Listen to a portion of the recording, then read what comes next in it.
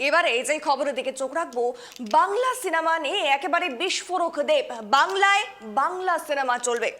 জানি রাখবো, এক সময় বাংলা ছবি দেখার রেশ ছিল রমরমা, কিন্তু বর্তমানে সেই বাংলা ছবি সিনেমা হলে পায় না।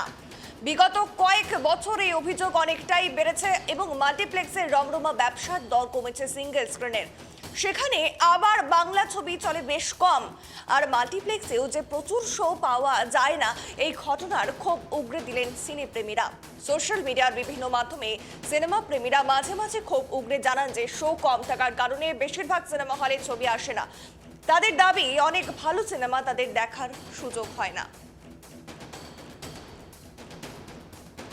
ফ্রুটফুল একটা মিটিং হয়েছে, সবাই সহমতকে বাংলা ছবিকে প্রাইম টাইম দিতে হবে এবং সবকটা হলকে বাংলা ছবি চালাতে হবে। ধূমকেতু প্রত্যেকটা সিঙ্গেল স্ক্রিনে সিঙ্গেল থিয়েটারে 50% শো পাবে, দ্যাট টু প্রাইম টাইম। সিনেমাগুলোকে পারফর্মও করতে হবে। প্র্যাকটিক্যাল কথা যদি বলি, আমি সব শো নিয়ে নিলাম, সিনেমাটা চললো না, তো সেই এক্সিবিউটিভদের তো লস করে তো লাভ নেই। যেই ছবি পারফর্ম করবে, সেই ছবি শো বাড়বে, সেই ছবিকে লাগাতে হবে।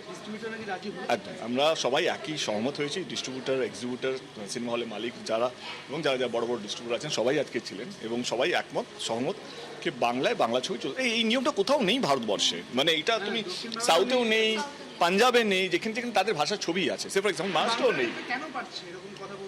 কারণ আমার মনে হয় কি, আমরা কোনোদিন একসাথে আওয়াজ তুলিনি। প্রত্যেকটা বাংলা ছবি তারা সুযোগ পায় না, তাদের জন্য এই লড়াইটা। তারা এর পর থেকে, যেহেতু আজকে মিনিটস অফ দ্য মিটিংয়ের মধ্যে ডিসাইড হলো যে বাংলা ছবিকে চালাতে হবে, তো আমার মনে হয় তাদের জন্য একটা বড় খবর যে তারাও যেন এবারে শো পাবে, বা তাদেরকে এই লড়াইটার মধ্যে থেকে যেতে হবে না।